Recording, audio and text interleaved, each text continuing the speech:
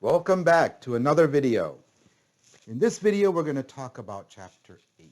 Chapter 8 discusses labor, unemployment, and inflation, and the relationship between inflation and unemployment. Now, I've mentioned before that the relationship between unemployment and inflation is an inverse relationship. As unemployment goes up, inflation goes down, and as inflation goes up, unemployment goes down. And so there's a relationship, and we'll talk about that in a little bit. But first, let us define labor. Now, labor is defined as anyone 16 and over that is working at least 1 hour a week for pay, that is not in prison, not in the military, and not retired. Those are what's counted as part of the labor force. Labor force participation is that group divided by the entire population of a country. So LFP, labor force participation rate, tells us how many people are actually of the population is available to work, and that's considered the labor force. Now, of that labor force, there is a percentage of people that are out of work that are actively looking for work and have been looking for the last 4 weeks. That is what's considered unemployed. So the unemployed people are those counted as actively looking, out of work in the last 4 weeks, divided by the entire labor force, and that gives us our unemployed percentage or unemployment rate. The unemployment rate and those considered unemployed are counted as 3 main groups of unemployed. We classify the unemployed as 3 groups. One is called frictional unemployment. Frictional unemployment is people that are between jobs and are actively looking. So they quit one job to get a better job. That means that they are unemployed. They unemployed themselves because they have quit and now looking for another job. That's the transient nature of people wanting a better life for themselves. But at the same time, they are not participating in working because they're actively looking, but they are out of work. The second group is called structural unemployment. Structural unemployment is people that are unemployed because they do no longer have the skills necessary to do the job they were doing before, so they're out of work because of the job. The job puts them out of work. It's was very prevalent when computers came onto the scene and more computers were being used in businesses and other industries, and the workers at the time did not know how to work a computer. And if you don't know how to use a computer, you're not going to be able to work. So they're out of work because of it.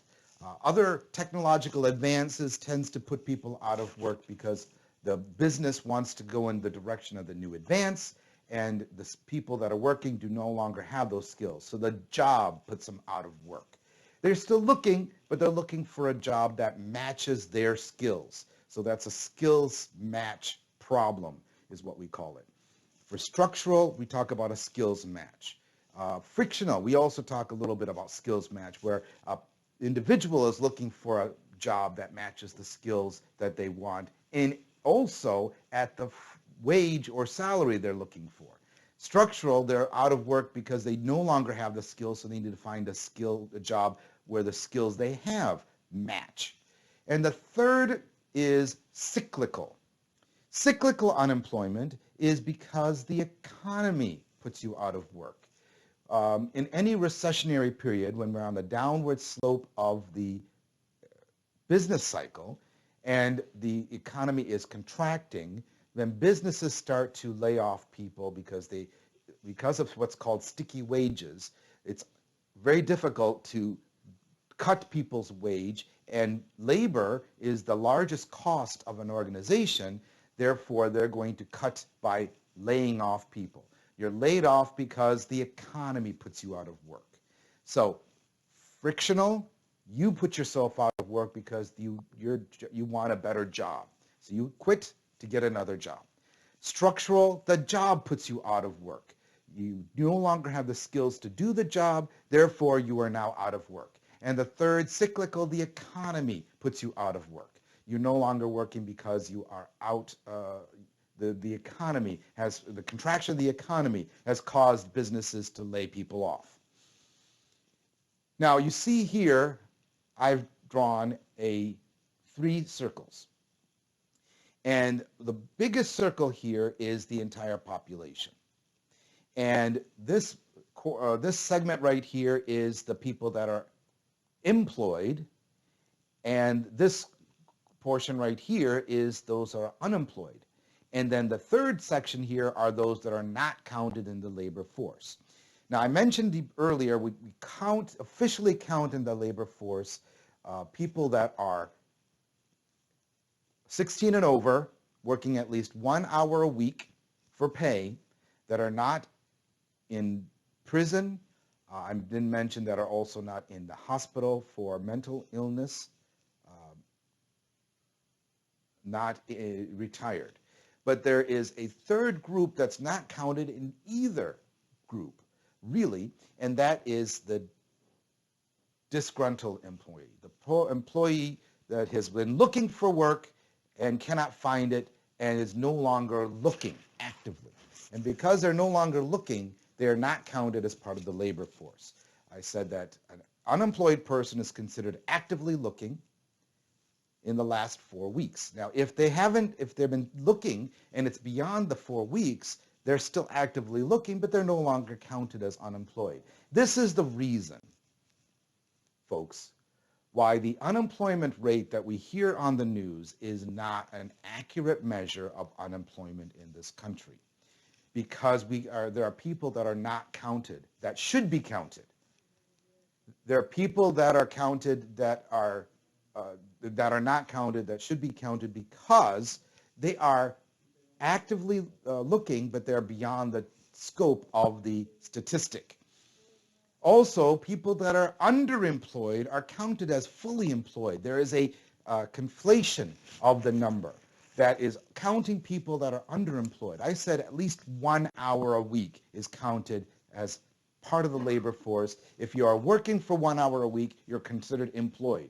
But there is no distinction between whether you are partially employed, underemployed, working a job that you have that's underneath you. If you have a PhD and you're flipping burgers, obviously you're underemployed there. Yet you're considered employed. At the same time, you're flipping burgers part-time. You are not working full-time. And so the unemployment rate does not count you. You are counted as part of the labor force, but you're not counted as unemployed because you are actually working. So it conflates partial, part-time, underemployed people as well as full-time people as employed, all considered employed. The underemployed people are not contributing their fair share because they are not working enough. So the conflation there is that we need to make sure everybody's fully employed. And so unfortunately, the statistic of unemployment rate is underreported. There is a statistic that is called U6. It counts underemployed people. It counts people that have stopped looking but are willing to work but cannot find a job, who have been looking for beyond the 4 weeks. These people are also counted, and that number is greater than what's called U3, or the reported unemployment rate. So we may see that an unemployment rate is going down. But if we see U6 going up, that means that more people are willing to work but are not able to. And this is a graph of the combination between U3 and U6 I have here that I got from the Federal Reserve Bank. And it maps, and it's from 1980 forward. You can see the distance between the two curves. as the rate changes up to as close as we can to the reported numbers as of this point. And you can see that the gap between the two grows and shrinks as more people are, and that is the effectiveness. That really is a true effectiveness of job creation. We hear that's any administration on a federal or state or local level, they want to create jobs. Job creation is very important. But it only is effective if both the U3 and U6 are both going down. That gap between the two and the lower level, the lower bound, the U3 is also going down. So if the gap is shrinking and the lower bound is going down, that tells us really effectively that we are creating jobs and putting people back to work that have lost or have gone out. Now, Milton Friedman actually came up with this idea of what's called the natural rate of unemployment. Why? Because no matter how hard we try, there is not any way, because of the choices people make and what they use as a decision, what information they use to make their decisions and their choices, they're not able to find a job that is the cost-benefit analysis is such that the benefit outweighs the cost.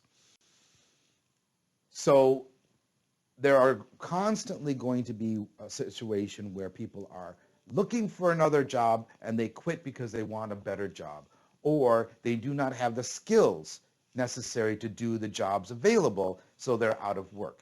The frictional and structural unemployed people, that's considered a natural state of the economy, that there is going to be people looking for a better job or looking for a job that matches their skills. Those two groups are constantly in flux, and that means that there's constantly going to be a level of unemployed people. Now, these are not unemployed people that are collecting unemployment necessarily, but they are unemployed because they, one, want a better job, or two, no longer have the skills to do the job they were doing before and now looking for a job skills match. And this flux of unemployed people is what Milton Friedman calls the natural rate of unemployment. So cyclical unemployment, the third group I mentioned, is something that can be modified and can be reduced if the economy recovers. And if we're in a recovery or the upswing of a business cycle, then businesses start to hire people back. And when they hire people back, then the cyclical unemployment starts to go down, but we still have this natural rate. Right now, the natural rate of unemployment is considered around 5%. So 5% of the labor force is considered unemployed and is going to be a quote unquote relatively permanent level.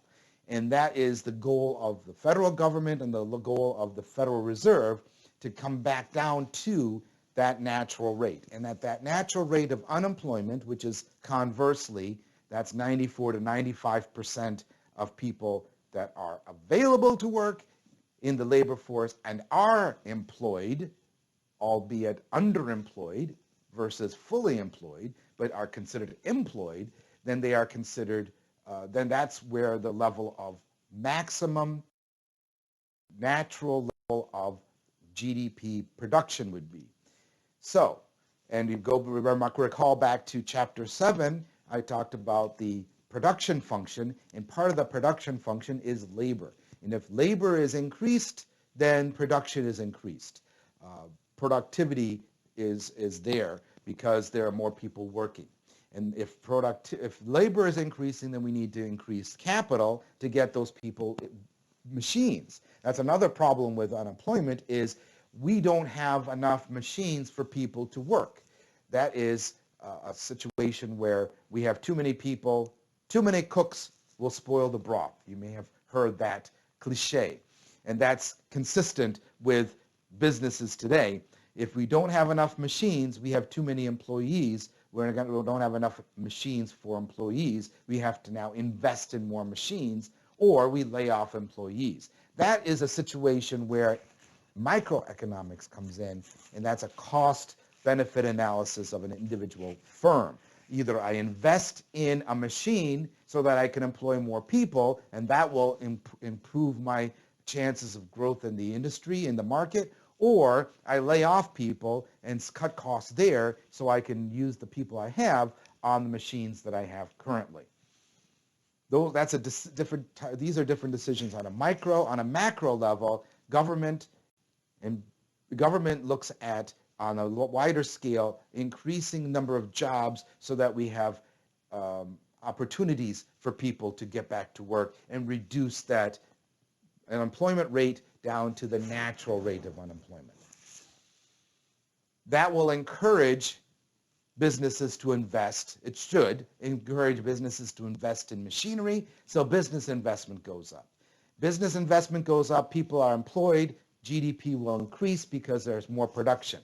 Labor and capital, the two parts of the production function, going up means that productivity will increase, and that will drive a growth in the GDP and drive economic growth.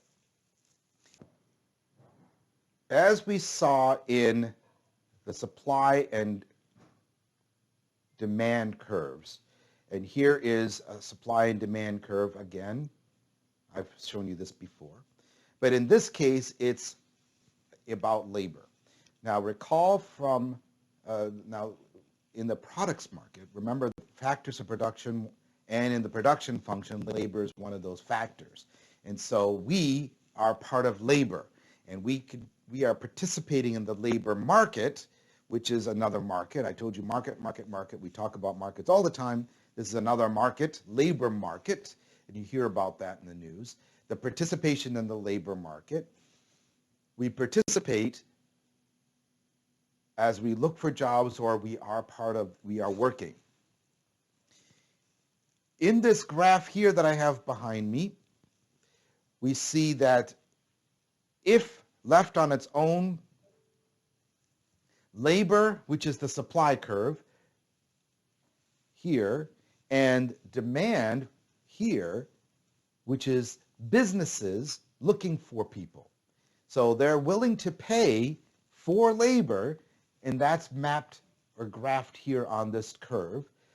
And the quantity of labor is on the horizontal, and the vertical is the price or wage that they're willing to pay. And the supply curve, which is labor, is how many people are willing to work at that rate. And the equilibrium here is at that rate, there's going to be some people that are willing to work for that, and there are businesses that are willing to pay that amount for that job. So as a whole, if we look at the entire labor force and all that, all the supply or demanders, all the businesses, we have a equilibrium. Except,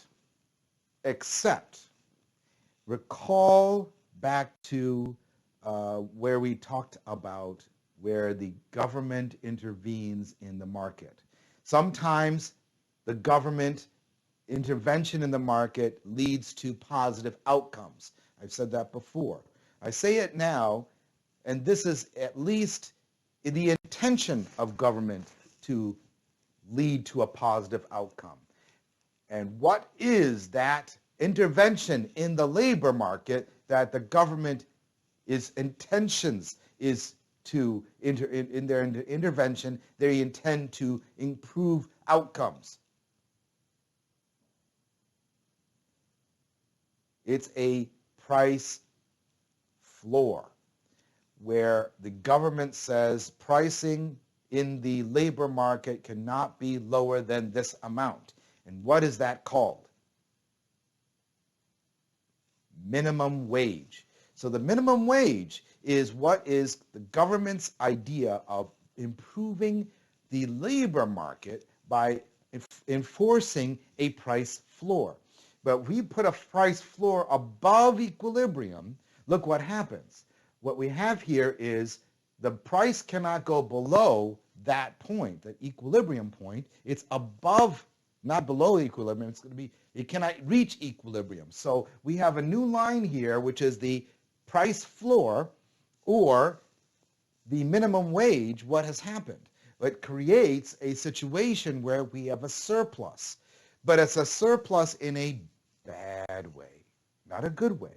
It's a bad way. Why? Because we have excess supply, because we're north of equilibrium, but because of the government intervention, I call this a surplus. And the surplus that we have is because we have more labor willing to work at that higher price, but fewer demanders, businesses willing to pay for that labor at that price. So we create a situation where there's and so minimum wage can create unemployment by itself because the businesses are looking at the cost-benefit analysis and saying, if we have to pay above minimum wage, we cannot afford, because the cost is higher, we're not going to see as much of a benefit. We're going to demand less. Our quantity demanded at that higher price is less than what would be at equilibrium.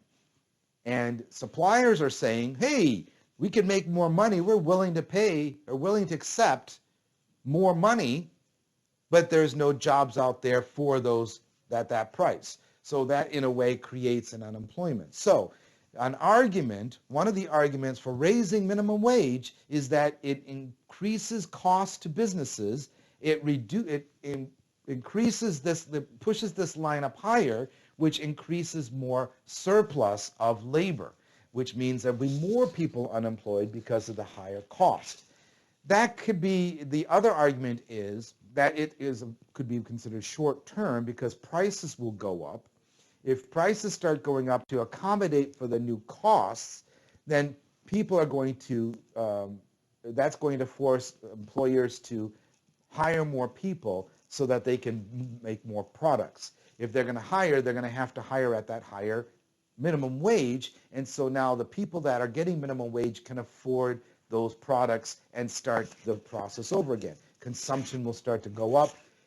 But at the same time, so that's the other side of the argument, is consumption will go up because people are making more money. If you give them more money as they earn more money, then they're going to buy more products, which is going to help GDP grow. But which is the chicken, which is the egg? What do you put first? Force the employers to raise the minimum wage and raise the wage and give everybody a raise to get them up to minimum wage now, and then wait for them to buy products so that you have the money?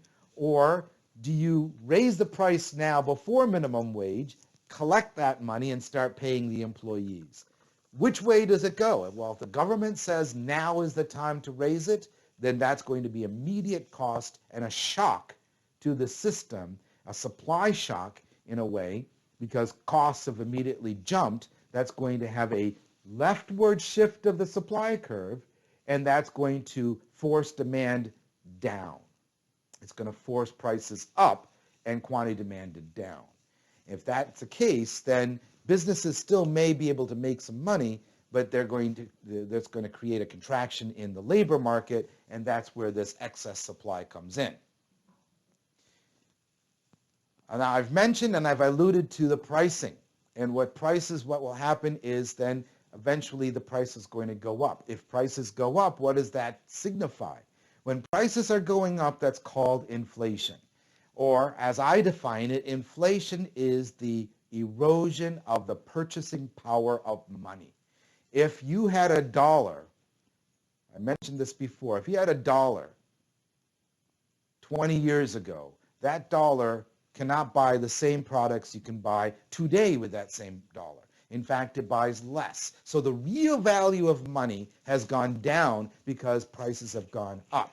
Think about gas prices is a good one. If you can think back, if you were around in the 70s, I remember going to the gas station, and that was when every gas station was full service back then. We didn't have a self-service gas station back then, so it was always full service. So the attendant would come out, I remember pulling up to a Myers gas station where the attendant came up and said, what would that be? And asking for a full tank and fill her up, and handing him a $5 bill and telling him to keep the change. Because there was more than, the $5 was more than filling the tank up. $5. Now, it takes 2 gallons. $5, maybe 2 gallons. I paid, the other day, I paid over $2.50 a gallon for gas, which means that $5 would get me 2 gallons. Less than 2 gallons. You see that the pricing has gone up, and because prices have gone up, that value of that $5 bill is no longer worth anything. When that attendant got that $5 bill, he was happy because he got extra money. He got a little tip because the $5 was exceeded the amount of the gas purchase. If I tried to do that today and gave him a $5 bill, here's your 2 gallons, do I get any tip for doing it? No. And I get 2 gallons, which may get me down the block, and then I have to go to another gas station. Actually, I get better gas mileage than that, but still, get my point. So inflation is the erosion of the purchasing power of money, where money no longer buys the products today than it did yesterday, because prices are going up. So how do we measure inflation? You hear about the inflation rate, it's about 2%, or just around 2% right now. It has been double digits before. It's been in the negative. In 2009, we had negative inflation, or what's called deflation, where the prices are going down. And since then, it's been around 2. So in the last 10 years or so, inflation's been around 2%. Maybe a little bit over, a little bit under, but around 2%. And that is kind of relatively speaking, that is the Federal Reserve's target for inflation. The Federal Reserve has 2 target rates that they want to make sure, and that's their measure, boiling every piece of the economy down. Everything we've talked about down to 2 pieces, unemployment and inflation. And that the Federal Reserve and the government sees that there is a natural rate of inflation and there's a natural rate of unemployment. As I mentioned earlier, the natural rate is around 5%.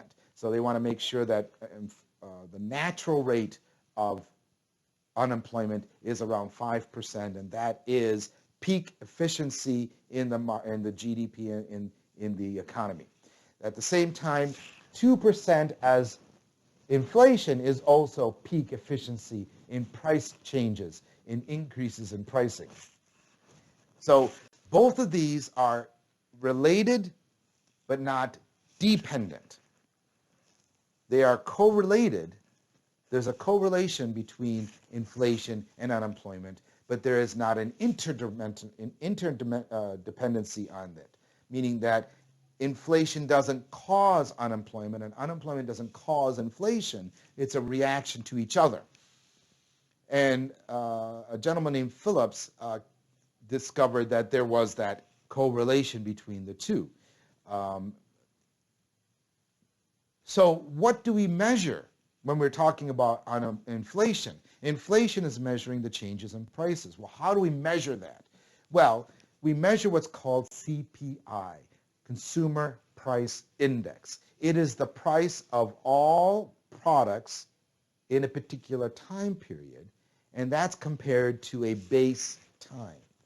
So the government arbitrarily picks a particular year as the base, and we could pick any year as a base, and it wouldn't make any difference what base year it is. We still can compare inflation rates between 2 years if we have this base, but we have to come up with the CPI. CPI, Consumer Price Index, is always 100 in the base year. And how do we come up with that CPI? Well, what they do is they have a basket of goods. And you can look up online what this basket of goods is, but the basket is relatively stable over time. That it's the basket of goods in 2000 is the same in 2003, is the same in 2005. In fact, the last time they changed the basket was 2012. Almost 10 years ago was the last time they changed this basket. And what they did was, one of the things they took out of the basket was casserole dishes. And one of the things they put into the basket was iPads and tablets, for instance. And they added young adult novels into the basket. And so they look at how much is purchased in that year, in 2012, and say we had X amount of novels at this price, and we had X amount of iPads at this price, and X amount of tablets at this price, and X amount of gallons at this price. And that's your price for all the goods and services at that year. The basket counts imported goods, though. Contrary to GDP deflator, GDP does not count imported goods. In fact, GDP, net exports, takes out any money or any finished goods that are imported and leaves only the exported goods as part of GDP. That's the production, domestic production. Remember, the production function is based on domestic production. GDP is based on domestic production and domestic purchases only of finished goods and services. CPI counts in imported goods. So it's a different number. It's not extremely different, but it looks at it differently. So one difference between GDP deflator and the CPI is that CPI counts imported goods, GDP does not. Another thing is that GDP counts and talks about current year's goods and services, not a previous year. As I said, we do not count previous year in this year. So a car that was produced last year in 2019 but sold in 2021 is not counted in GDP because it was counted as a finished good and available for sale in 19. It was counted once, we don't count it again. Even though it was purchased in 2021, it was available to the consumer in 19. CPI would count that because it's counting what is purchased in that year, not what is produced in that year. So they're measuring two different things.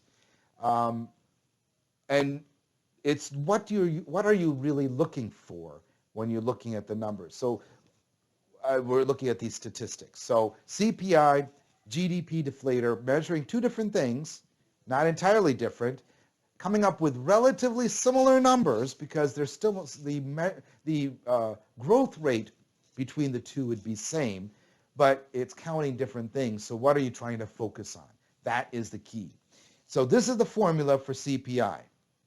So recall how we calculated GDP, and that's a very similar way we calculate CPI, but it's, again, what products we're talking about. Where is the basket? CPI has this fixed basket. GDP has a movable basket that changes year over year. And it looks at that finished goods while CPI is fixed. That is the key difference between CPI and GDP. Knowing what is the basket and the price in the basket. So it calculates the same way as we did before. We take the total basket. So here we have apples and oranges.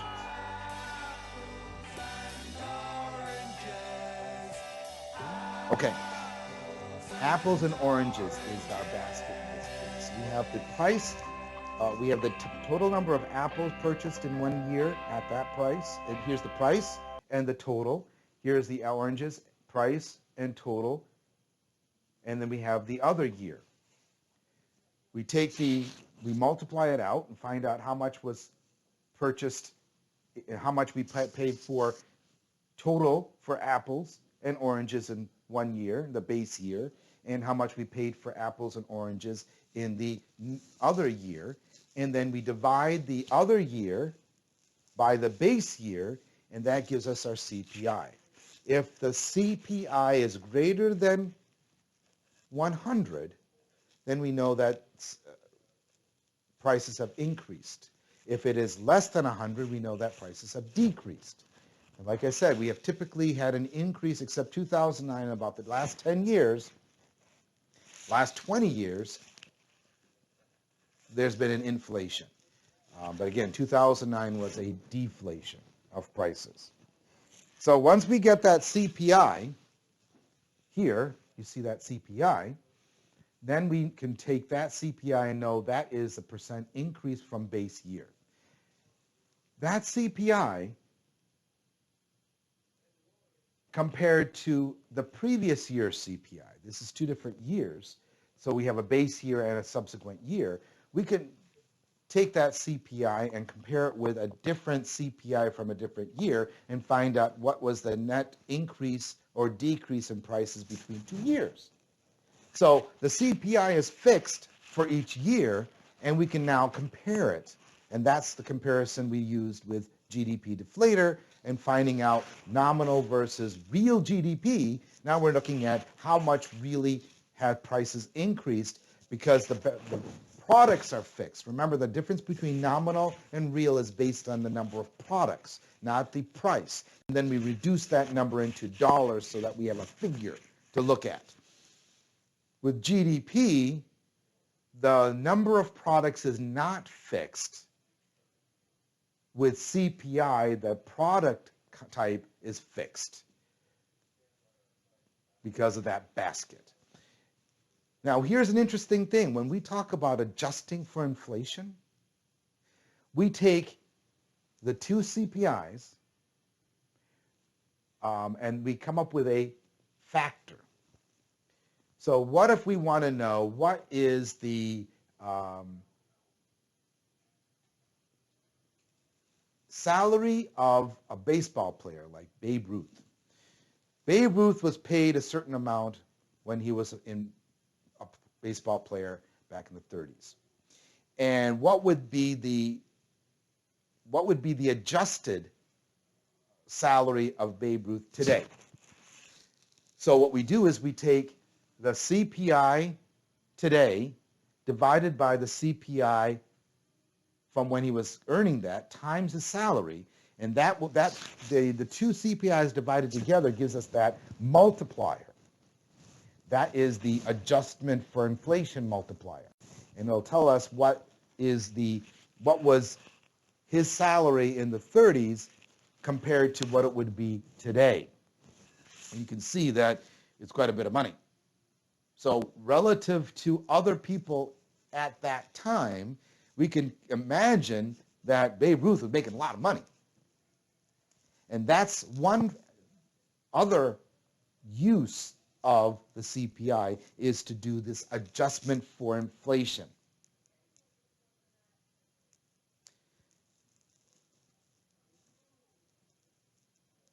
Now here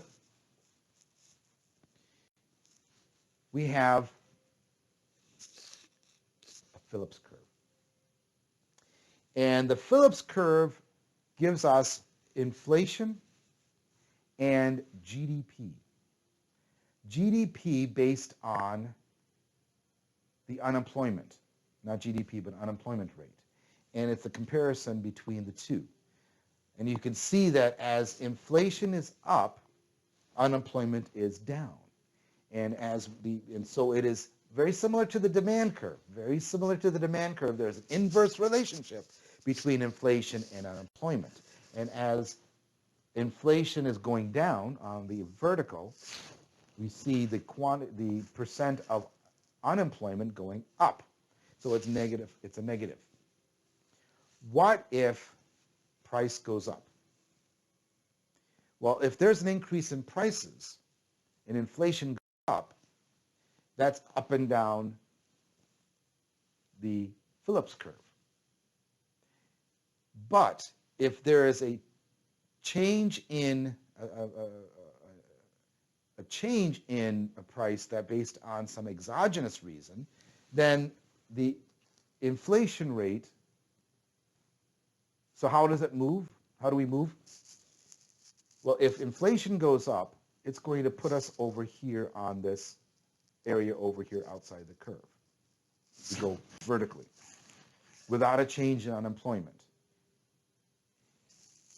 That means that unemployment will have to change to bring us back down to the Phillips curve, so we don't get off the Phillips curve. And that's how we see the relationship. And how, but there's other factors that cause that. So inflation goes up, prices are going up, people are not buying things. People are stopping to buy things because the quantity demanded is outside their the willingness to pay for that product now. It's no longer within their willingness to pay, so that quantity demanded is going to start going down. Look at we refer back to our demand curve. So if prices are going up, then we're going to buy less as a market. If we're buying less, then the firms are going to get less. If they're going to get less, then they don't want to make any more and put it into the marketplace, so they start to contract on their individual production. If they reduce the individual production, then they're going to reduce their labor. They're not going to get rid of a machine. That's too expensive. It's cheaper to get rid of people. So they'll lay off people. People laid off, they're now no longer working, actively looking, then unemployment's going to go up. So inflation goes up only if unemployment's going down. But if unemployment goes up, then we're going to have a shift in the Phillips curve. The Phillips curve is going to shift because of that increase in unemployment. What's going to happen? Then we have to come back down to this original Phillips curve. So then there's going to be another shift back down because prices start to come down. As prices come down at that higher level, then we're going to come back down to the Phillips curve.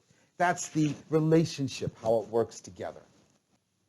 Now, one thing I forgot to mention, and I've already talked about it, but I need to mention it, is this right here, this wave. It's the wave. It's the sine wave for you engineers out there, those gearhead engineers out there. You recognize the sine wave. It's the curve that is defined by graphing the sine function, S-I-N-E, sine function. That's trig. If you haven't had your trigonometry yet, you'll know what it is. When you come to it, it looks just like this. But it also defines what we call the business cycle. The business cycle has got four main parts to it. There is the peak, the trough, recession, and recovery. So know those four parts of the business cycle.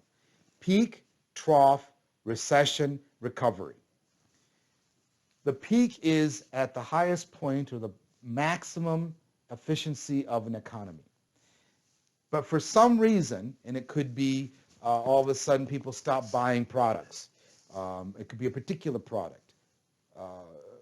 There could be a economic, for that is the part of, that might be the inciting incident.